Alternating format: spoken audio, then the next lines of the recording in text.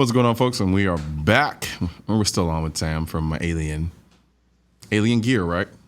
Alien Gear. Alien Gear. So let's talk about that. Where did the concept of Alien Gear come from? That I don't actually know. I came into the picture a bit after the name was picked. Gotcha. Yeah. Fair enough. All right. So now, what a lot of people don't know is you actually do some writing for the Daily Caller. Yeah, and a few other sites as well. Oh, really? Yeah. Okay. So what are some of the issues that you've been writing about recently?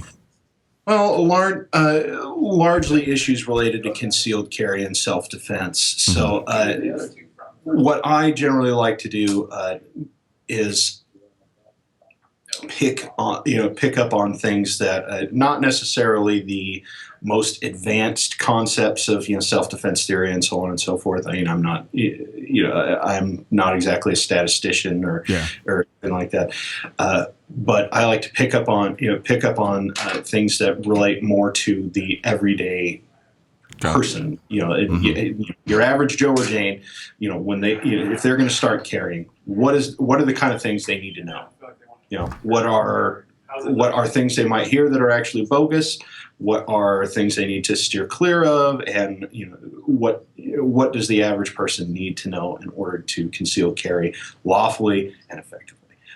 That's really my main focus, and almost all of my writing is really. Is there anything in particular that sticks out that comes to mind that you're kind of more or less passionate about with respect to that? There are a few things. One is that step one is to obey the law. Make sure you're at least aware of the actual nuts and bolts of concealed carry laws. Like, for instance, the big one is a lot of people think that if somehow you get involved in a self-defense shooting, that everything's going to be great and you're going to get you're going to get keep the city. No, this is not the case. Total opposite. Yeah, exactly. If you ever have to, you had better be justified. I mean, granted, everybody likes to say it's better to be judged by 12 than carried by 6. Yeah. But what's better than that is to be judged by 12 and not sent to prison. Yeah, no, I think one of the biggest conundrums that I've had as a concealed carrier, and one of the things that I've noticed is, and which is one of my biggest critique about the laws is, we have to, as concealed carriers, we have to think about so much in what is essentially going to be a very short amount of time that determines whether or not we may live or die. And so we have to factor in the laws. We have to people don't necessarily see it that way, but when I walk into a building with a group of friends, and then I see a 30-06 sign here in Texas that tells me I can't carry my gun into it. At that point, I have to literally make a decision. Do I keep the thing on me that could possibly save my life, or do I go and put it in a car and roll that dice? Some people may think, if you don't carry a firearm, to you, it's like, come on, seriously, really? Like, that's like it's not a life or death decision. It may be, It very well may be, but then again. And I've had people ask me that question, in my own life, like, do you need to carry a gun? And what I usually tell people is, well, do you need car insurance? Yeah.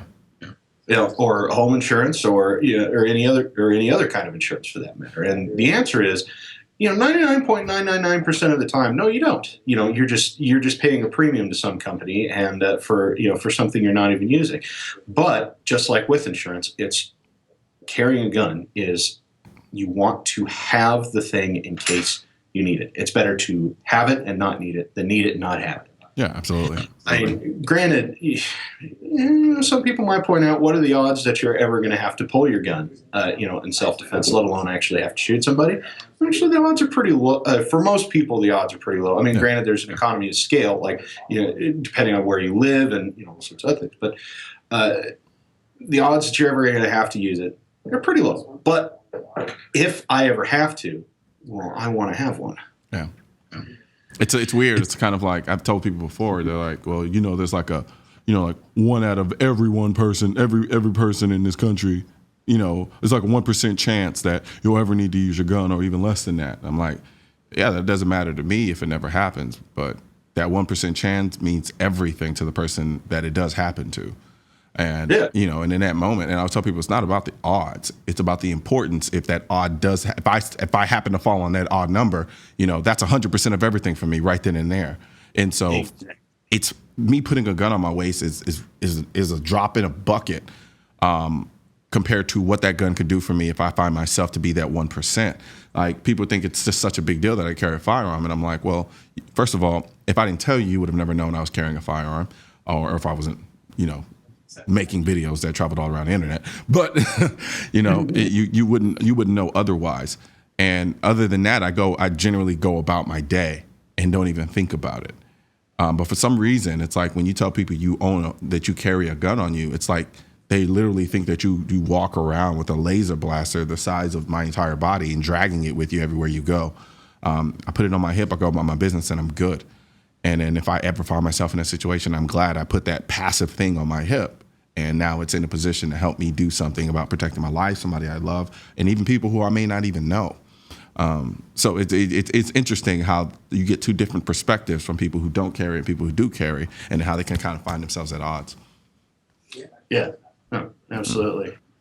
Now, with that being said, in terms of the issues that you write about, is there anything, in your experience, is there a particular question or concern that a lot of people tend to have when it comes to the idea of concealed carry that you've run into quite often?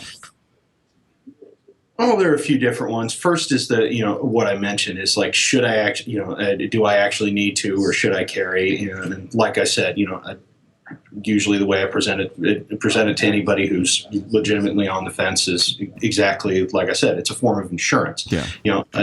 If you ever need one, it's going to be very, very detrimental to you to not have one. Yeah. You might not come out of it alive. That's one. Some of the other things are, for one, what situations can I shoot in? Yeah. Because, as you know, legally, there are only certain conditions in which you can shoot. So thing is, when you shoot a person, when you shoot a gun, it's an act of deadly force, okay? And under the law, using deadly force, shooting a person is a crime, period. But in certain situations, it's justified. So it's not like you get a pass. It's more like, you're not supposed to do this, but if you have to under these circumstances, we'll let you off. It's more like that. That's another one. A big one is like the circumstances in which you can shoot people under. Yeah. So there has to be an imminent threat to your life. You can't just blast somebody because they're trespassing. There are plenty of people that are sitting there. There are people sitting in prison right now because they got they're on my property and shot somebody, and then it turns out they didn't really pose you a threat, did they? So they were running the other way. I mean, it's an interesting thing because there are some justified actions in terms of me going to deadly force that I necessarily wouldn't take, that I'd be completely justified in doing just based under the law. And there's some situations I know for certain. Yeah, I know legally I could do this, but I probably most likely won't. And you have to always ask yourself, is this something I can live with? Yeah. As a result of that. And then there's some people who are just like, yep, sure can. I'm like, I guess it's the law. I don't necessarily agree with you, but it is. If it's legal under the law, it's legal under the law in that sense. Legally permissible and morally permissible are two different things. Two totally different concepts. Yeah. Yeah, two completely different things. Which, ironically enough, though, the law tends to pride itself on following a kind of moral guideline and code, so to speak. But then you do find those times where you kind of fork off into two different directions. Yeah, it's legal, but is it morally right? Yeah, that's definitely true, and that is and that's always an interesting thing. Is like that some people conflate legality with morality. They're not always the same thing. Sometimes they intersect, and then sometimes they're completely completely on opposite ends of the spectrum. Absolutely. Well, thank you very much, Sam. Definitely enjoyed being able to pick your brain. Definitely enjoyed the demonstration and seeing what you guys have coming up. I'm actually excited to see it hit the market and see how things go. Oh, we all are. It's pretty amazing. I'm going to be one of the first people in line. I'll tell you. Absolutely, man. Well, thank you very much. Well, thank you for having me on. Anytime, man. We've got another quick break, and after that, we're going to be talking about another state that could get constitutional carry.